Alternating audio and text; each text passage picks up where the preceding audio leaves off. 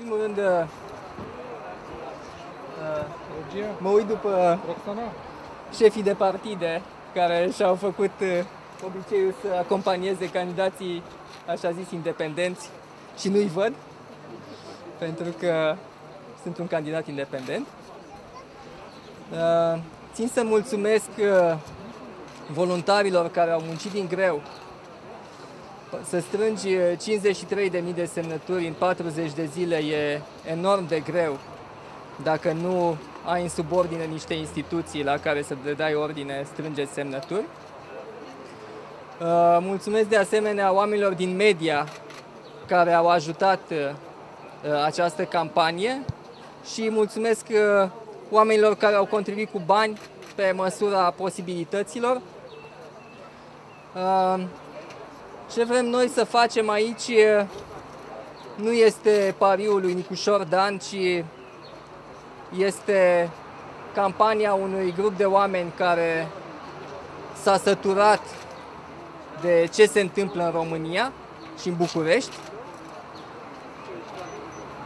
Oamenii ăștia, e remarcabil că au reușit să se coalizeze și să ajungă să fie 53.000, că au reușit să-și creeze ei înșiși structurile care au adus atât la publicitate, la concertul mare pe care am reușit să-l facem, cât și la a gestiona acest număr uriaș de semnături.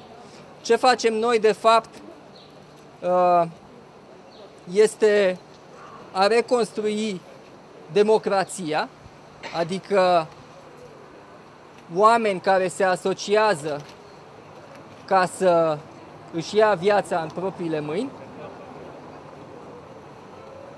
Ce vrem să facem din orașul ăsta știm cu toții. Trebuie să investim în oameni, nu în betoane, în linii mari. Trebuie să facem în așa fel încât tinerii să nu mai vrea să plece din oraș, ci dimpotrivă Bucureștiul să fie un oraș atractiv care să atragă și firme de IT și firme de industrii creative și să atragă prin universitățile lui tineri din regiune. Deci vrem ca Bucureștiul să devină un centru regional în IT, industrii creative și un centru regional în învățământul superior.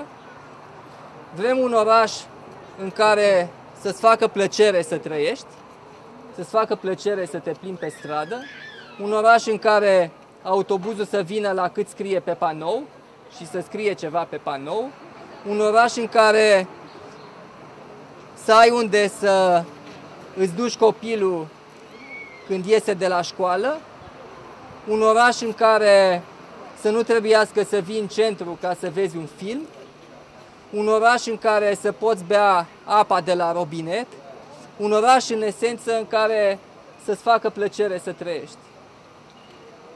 Suntem 53.000, trebuie să fim